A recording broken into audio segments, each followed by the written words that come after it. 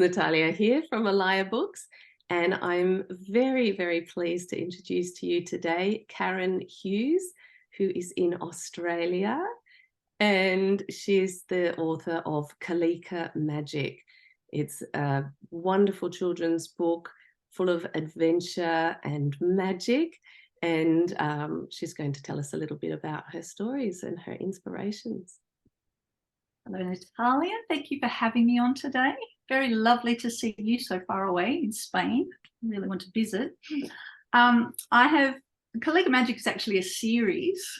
We'll have a bit of show and tell.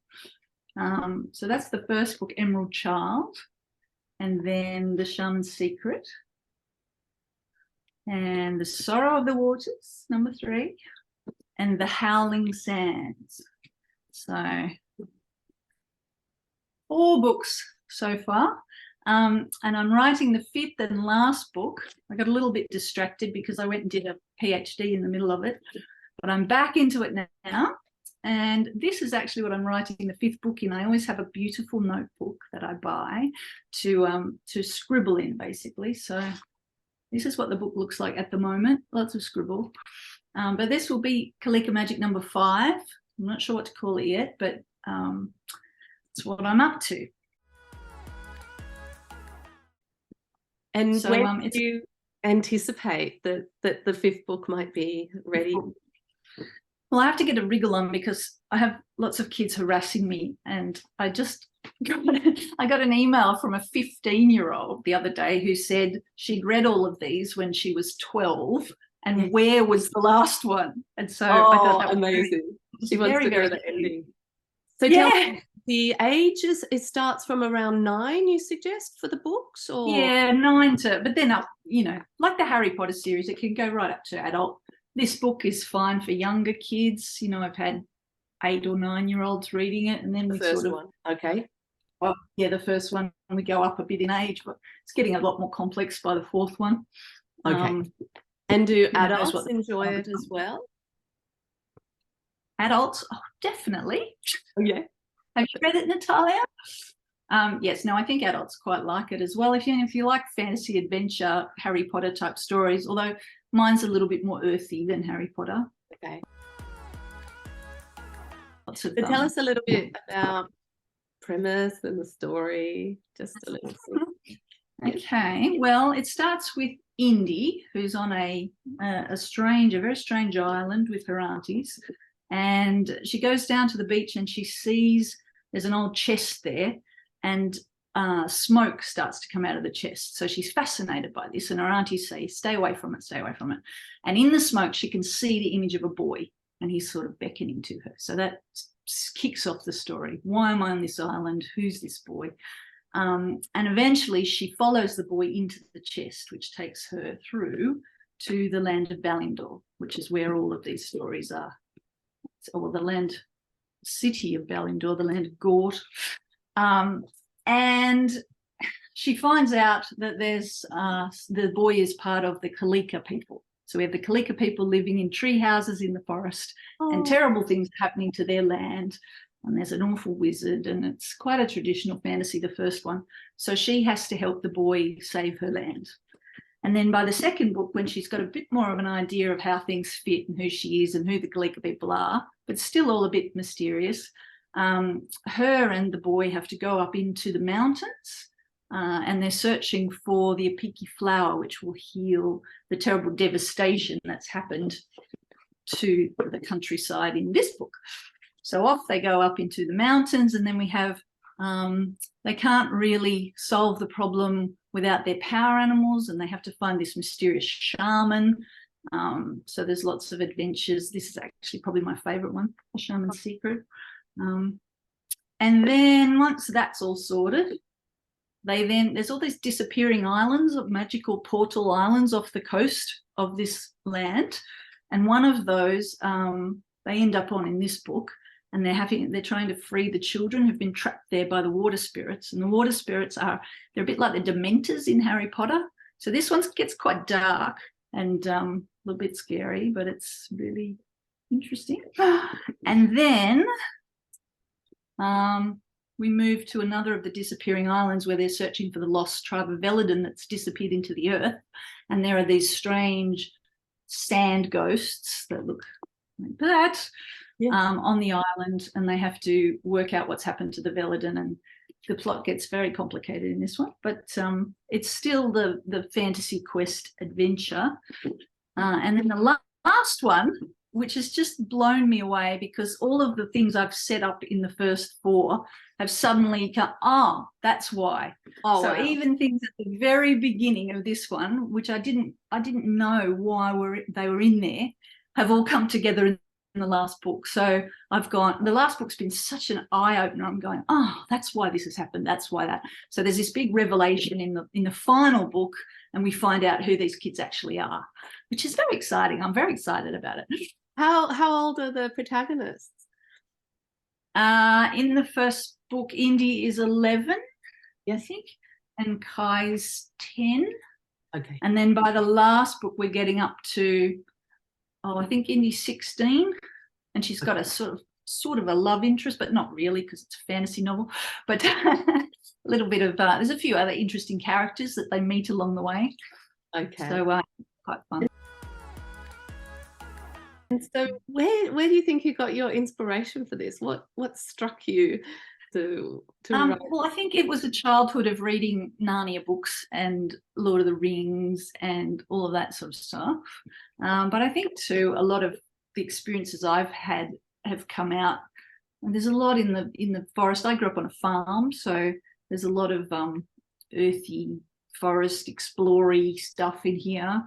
And then I had a trip to Nepal when I was in my early 20s. And so this is basically transposing the Himalayas. So they go up into the mountains, and there's ice caves and there's glaciers, and, all the stuff I saw when I was walking through the Himalayas comes out in this one. And then I started to get to a point where I was having these ideas of places that I had actually never been to. But I would say, I had it in my head, this place, I can see it so clearly. And then I would go and Google certain aspects of it, and images would come up, and I would go, this is the place I'm writing about. So over in the Mexican Gulf, where is it Yucatan? Yeah, I haven't been there, but the blue lakes and the holes in all of that stuff was coming through in this book. So that was quite bizarre. I don't know where that was coming from. And then and this one was sort of African desert sands. There are various places that I was looking up that actually could have been this book that I was writing. But also, I'd just been over to Colorado, to where the Pueblo Indians had all their, they lived in the mountains, and their home was carved out of the mountainside. Okay. So the sort of sandy rocks. And they were my inspiration for the Veladon, because there is a story about I think it's the Anasazi people from that area who disappeared. And they say they disappeared into the earth, but they left all their cooking pots sitting there, and their animals, everything was just gone. And nobody knows where they went to. So I thought, wow, that's a fantastic story. So that's the Veladon in here are based on that. Oh, there you go. And in the last book, I don't know where my inspiration for that's come from. I think it's just tying all the others together, because we're now down in a volcano, and there's a palace inside the volcano, and there's a quartz floor, and you can see through the floor into all the bubbling lava, and there's lava sprites and the fire god, and yeah, it's so cool. I'm really enjoying it. Yes, so tell me a little bit about your Hunter Valley Writers Centre and what you're doing. I've heard it's creating amazing books and teaching children. Yes, well, I started going into schools as an author with these books, especially because they're now in the Premier's Reading Challenge. So I was being invited into schools to talk about them. And the thing I noticed in the schools was kids constantly asking me, how do you do it? How do you become a writer? And telling me about their ideas for stories. And I just remembered that when I was a kid and I was passionate about writing and creativity, and if I'd had some sort of mentor, especially someone who'd actually written a book, I think I would have believed it was possible. You know, I didn't believe for so many years, I didn't believe it was possible to publish a book. That was something that C.S. Lewis did, not me. So I started a little writing group just near where I live. And then it just grew. So now we've become Hunter Valley writers, and we have a little studio. We've got a beautiful garden out the back with these massive ancient trees, jacaranda trees and avocado trees. It's beautiful. And so I'm running workshops every week with primary school kids, and I've started a high school club as well, which is really popular. And what we have been doing is publishing our own books. So I started off just going into schools. That was with the local Steiner school. This is a year 5 kid drew that. How clever is that? It's beautiful. That's amazing. I love that cover. That's stunning. Fantastic. And will you be opening up the Zooms to potentially some international students, or? Yeah, I just have to look at I'd have to look at the timing. I suppose they certainly could do the online course. Yeah. I've got kids who've done the online course several times, so they really enjoy it. It's just it's a very broad, creative, you know, they write all sorts of stories. We'll be sure to put the link at the end of this video for your Kalika Magic and for the online course. I think that sounds really interesting, and our viewers will be interested to look at that. And the course, for what age group do you suggest it? Well, I say 10 and up. The oldest person I've got in it at the moment is 16. I think that might be the upper end of it. Okay. 10 to 15. 10, 11, 12. But it's very self-driven, the online course. You know, they have to really want to write. Okay. But we do get some very dedicated young writers. It's very exciting. And then they get their stories published. Yes. So win-win. Yes, exactly. Oh, that's super exciting. Oh, good. And so, yes, is there anything else that you'd like to share with us today? Advice for other writers? Did you expect to be here right now writing books? You were a lawyer before. I mean, you had quite a busy background, yeah? I think doing what I'm doing now saved me, really, because being a lawyer was quite a miserable job. So very stressful job. And I did that for 10 years. Oh my God. So I had lost my sense of wonder after 10 years as a lawyer. And I think that's why, actually, that's a good question, because that's why I started writing these books. Was I was looking for something else. I was looking to restore that sense of wonder. And I just had a few small children.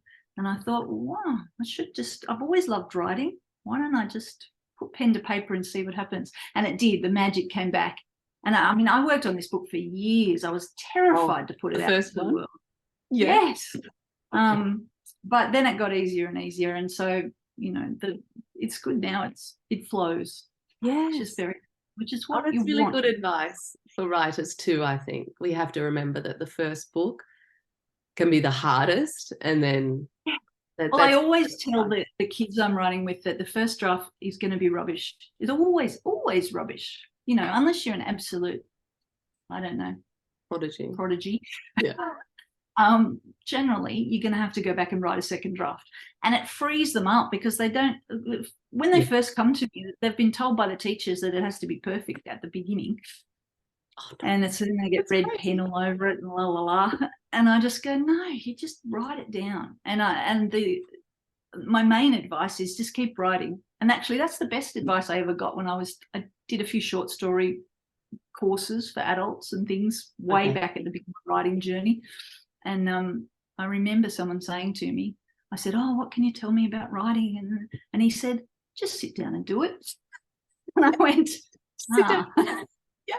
And that is the best advice, I think. Anybody do it and see what happens. And it's going to be terrible when you start, but by the time you get to the end, if you persevere, I tell my kids that they have to have courage, perseverance.